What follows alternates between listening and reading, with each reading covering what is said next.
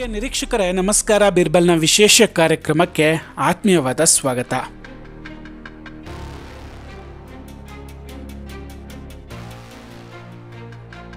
ವೀಕ್ಷಕರೇ, ಜಗದೀಪ್ ಧನ್ಕರ್ ಅವರ ರಾಜೀನಾಮೆಯ ನಂತರ ಸಿಕ್ಕಾಪಟ್ಟೆ ವಿಷಯಗಳು ಸುಳಿದಾಡ್ತಾ ಇದ್ದಾವೆ. ಬಟ್ ಆಶ್ಚರ್ಯ ಏನಂದ್ರೆ ಅದರಲ್ಲಿ ಒಂದೂ ಕೂಡ ಧನ್ಕರ್ ಅವರ ಬಗ್ಗೆ ಪಾಸಿಟಿವ್ ವಿಷಯಗಳಿಲ್ಲ. ಜೈರಾಮ್ ರಮೇಶ್ ಅವರ ಜೊತೆ ಸೇರ್ಕೊಂಡು ಜಗದೀಪ್ ಧನ್ಕರ್ ಅವರು ತುಂಬಾನೇ ಪಿತೂರಿಗಳನ್ನು ನಡೆಸ್ತಾರೆ. ಅದರ ನಂತರ ಕೇವಲ ಬಿಜೆಪಿಯಲ್ಲಿ ಮಾತ್ರ ಅಲ್ಲ, ಕಾಂಗ್ರೆಸ್ನಲ್ಲೂ ದೊಡ್ಡ ಮಟ್ಟದ ಕೋಲಾಹಲ ಆಗೋದಕ್ಕೆ ಶುರುವಾಯಿತು. ಜಗದೀಪ್ ಧನ್ಕರ್ ಅವರ ವಿಚಾರದಲ್ಲಿ ಒಂದೊಂದು ಕಡೆಯಿಂದ ಒಂದೊಂದು ಆ್ಯಂಗಲ್ನಲ್ಲಿ ಒಂದೊಂದು ವಿಷಯಗಳು ಬರೋದಕ್ಕೆ ಶುರುವಾಗಿದೆ. ಈಗ ಇದನ್ನೆಲ್ಲ ಮುಚ್ಚಿ ಹಾಕೋದಕ್ಕೆ ಅಭಿಷೇಕ್ ಮನು ಸಿಂಘ್ವಿ ಎಂಟ್ರಿ ಕೂಡ ಆಗಿದೆ. ಸಿಂಘ್ವಿ ಧನ್ಕರ್ ಅವರ ಪರವಾಗಿ ಈಗ ಒಂದು ಪ್ರೆಸ್ ಕಾನ್ಫರೆನ್ಸ್ ಅನ್ನು ಕೂಡ ನಡೆಸಿದ್ದಾರೆ. ಇದೆಲ್ಲದರ ನಡುವೆ ಜಗದೀಪ್ ಧನ್ಕರ್ ಅವರ ಇನ್ನೊಂದು ಆಟ ಕೂಡ ಬಯಲಾಗಿದೆ. ಅದೇನು ಅನ್ನೋದನ್ನು ಹೇಳ್ತಿರ್ತೀವಿ. ವೀಕ್ಷಕರೇ, ಸಂಸತ್ ಕವರೇಜನ್ನು ಮಾಡುವಂತಹ ಸಂಸತ್ ಟಿವಿಗೆ ಒಬ್ಬರು ಹೆಡ್ ಅಂತ ಇರ್ತಾರೆ. ಇತ್ತೀಚೆಗೆ ಈ ಸಂಸತ್ ಟಿವಿಯ ಮುಖ್ಯಸ್ಥರು ಸ್ಕಿಲ್ ಡೆವಲಪ್ಮೆಂಟ್ ಡಿಪಾರ್ಟ್ಮೆಂಟ್ ಕಡೆ ಹೋಗ್ತಾರೆ. ಸೊ ಆ ಪೋಸ್ಟ್ ಏನಿದೆ ಅದು ಖಾಲಿಯಾಗಿರುತ್ತೆ. ಆಗ ಈ ಜಗದೀಪ್ ಧನ್ಕರ್ ಅವ್ರು ಏನು ಮಾಡ್ತಾರೆ ಅಂದರೆ, ಜೈರಾಮ್ ರಮೇಶ್ ಅವರ ಅಣತಿಯಂತೆ ಸಂಸತ್ ಟಿವಿಯಲ್ಲಿ ಇವರ ಒಬ್ಬ ಚೇಲನನ್ನು ನೇಮಿಸುವುದಕ್ಕೆ ಮುಂದಾಗ್ತಾರೆ.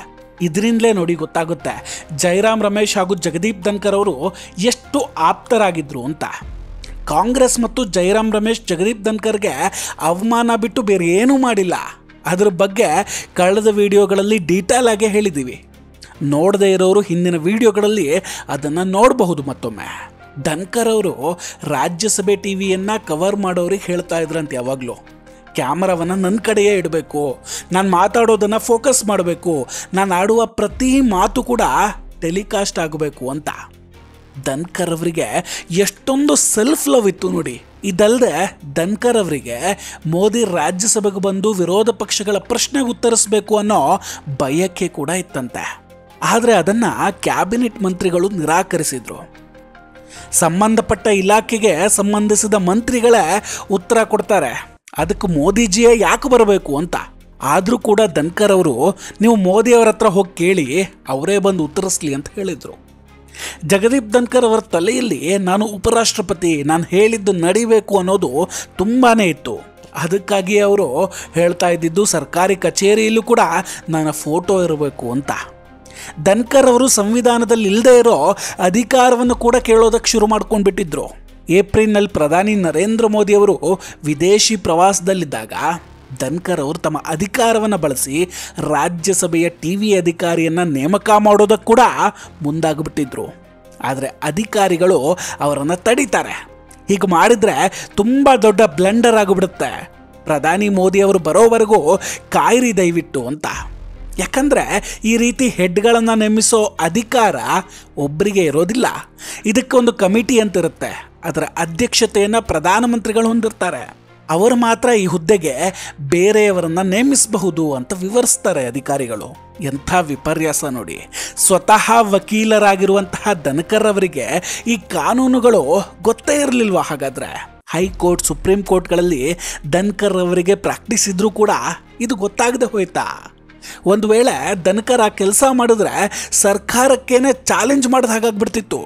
ಬರ್ತಾ ಬರ್ತಾ ಹೆಂಗಾಗ್ಬಿಟ್ಟಿತ್ತು ಅಂದರೆ, ಧನ್ಕರ್ ಅವರು ರಾಜ್ಯಸಭೆ ಆಗಿರಲಿ, ಲೋಕಸಭೆ ಆಗಿರಲಿ, ಯಾವುದೇ ವಿಚಾರದಲ್ಲಿ ಕೂಡ BJP ಜೊತೆ ಕೋಆರ್ಡಿನೇಟ್ ಮಾಡ್ತಾನೆ ಇರಲಿಲ್ಲ.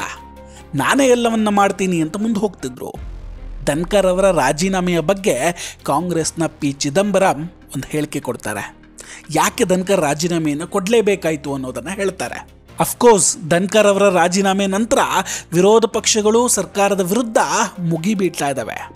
ಇಲ್ಲಿ ಕಾಂಗ್ರೆಸ್ನ ಜೈರಾಮ್ ರಮೇಶ್ ಅವರು ಒಂದು ರೀತಿಯ ಹೇಳಿಕೆ ಕೊಟ್ಟರೆ, ಖರ್ಗೆ ಅವರು ಇನ್ನೊಂದು ರೀತಿಯ ಹೇಳಿಕೆ ಕೊಡ್ತಾ ಇದ್ದಾರೆ.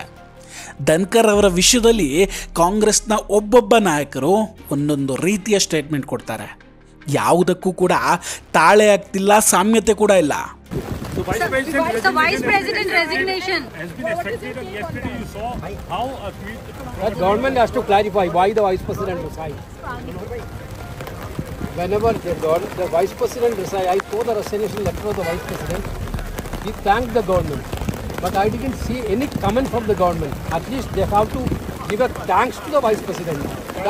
That at least that he deserves. ಯಾಕಂದ್ರೆ ಧನ್ಕರ್ ವಿಷಯದಲ್ಲಿ ಜೈರಾಮ್ ರಮೇಶ್ ಅವರು ತೆಗೆದುಕೊಂಡಂತಹ ಕೆಲ ನಿರ್ಧಾರಗಳು ಕಾಂಗ್ರೆಸ್ನ ಕೆಲವರಿಗೆ ಇಷ್ಟ ಆಗ್ತಿಲ್ಲ. ಕಾಂಗ್ರೆಸ್ ಒಳಗೆ ಕೋಲಾಹಲ ಎದ್ದಿದೆ.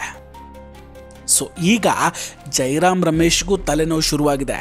ಕಾಂಗ್ರೆಸ್ನಲ್ಲಿ ಜೈರಾಮ್ ರಮೇಶ್ ಮೀಡಿಯಾ ಸೆಲ್ ಜವಾಬ್ದಾರಿಯನ್ನು ಹೊಂದಿದ್ದಾರೆ. ಇದೆಲ್ಲದರ ನಂತರ ಈಗ ಕಾಂಗ್ರೆಸ್ನ ಕೆಲ ಮುಖಂಡರು ಜೈರಾಮ್ ರಮೇಶ್ ಅವರನ್ನು ಈ ಹುದ್ದೆಯಿಂದ ಕೆಳಗಿಳಿಸಬೇಕು ಅಂತ ಗಲಾಟೆ ಮಾಡ್ತಿದ್ದಾರೆ. ಗದ್ದಲ ಎದ್ದಿದೆ. ಇಲ್ಲಿ ಇನ್ನೊಂದು ಅರ್ಥ ಆಗ್ತಿಲ್ಲ. ಕಾಂಗ್ರೆಸ್ನಲ್ಲಿ ಇದು ಯಾರಿಗೂ ಇಷ್ಟ ಇಲ್ಲ ಅಂದಮೇಲೆ ಈ ಕೆಲಸಗಳನ್ನು ಜೈರಾಮ್ ರಮೇಶ್ ಯಾಕಾಗಿ ಮಾಡ್ತಾಯಿದ್ರು ಅಂತ. ಅದಕ್ಕೆ ಕಾರಣ ಕೇವಲ ಮಾಲೀಕರನ್ನು ಖುಷಿಪಡಿಸೋದಕ್ಕಷ್ಟೇ. ರಾಹುಲ್ ಗಾಂಧಿ, ಸೋನಿಯಾ ಗಾಂಧಿ ಹಾಗೂ ಪ್ರಿಯಾಂಕಾ ಗಾಂಧಿ ಅವರನ್ನು ಮೆಚ್ಚಿಸೋದಕ್ಕೆ ಜೈರಾಮ್ ರಮೇಶ್ ಅವರು ಈ ಕೆಲಸ ಮಾಡ್ತಿದ್ರಂತೆ. 2002ರಿಂದ ಮೋದಿ ಅವರು ಮುಖ್ಯಮಂತ್ರಿಯಾಗಿ, ಪ್ರಧಾನಮಂತ್ರಿಯಾಗಿ ನಿರಂತರವಾಗಿ ಅಧಿಕಾರದಲ್ಲಿದ್ದಾರೆ. ಅಂಥವರಿಗೆ ಈ ಕೊಳಕು ರಾಜಕೀಯ ಗೊತ್ತಾಗೋದಿಲ್ವೇ? ಒಟ್ಟಿನಲ್ಲಿ ಹೇಳಬೇಕಂದ್ರೆ ಜೈರಾಮ್ ರಮೇಶ್ ಅವರ ಕಾರಣದಿಂದಲೇ ಧನ್ಕರ್ ಅವರು ತಮ್ಮ ಕುರ್ಚಿಯನ್ನು ಕಳೆದುಕೊಳ್ಬೇಕಾಯ್ತು. ಕೊನೆಗದು ಜೈರಾಮ್ ರಮೇಶ್ ಅವರ ಕುರ್ಚಿಯನ್ನು ಕೂಡ ಅಲುಗಾಡಿಸೋ ಮಟ್ಟಕ್ಕೆ ಬಂದು ನಿಂತಿದೆ. ಇದೆಲ್ಲದರ ನಡುವೆ ಮಲ್ಲಿಕಾರ್ಜುನ್ ಖರ್ಗೆ ಅವರು ಒಂದು ಸ್ಟೇಟ್ಮೆಂಟನ್ನು ಕೊಡ್ತಾರೆ.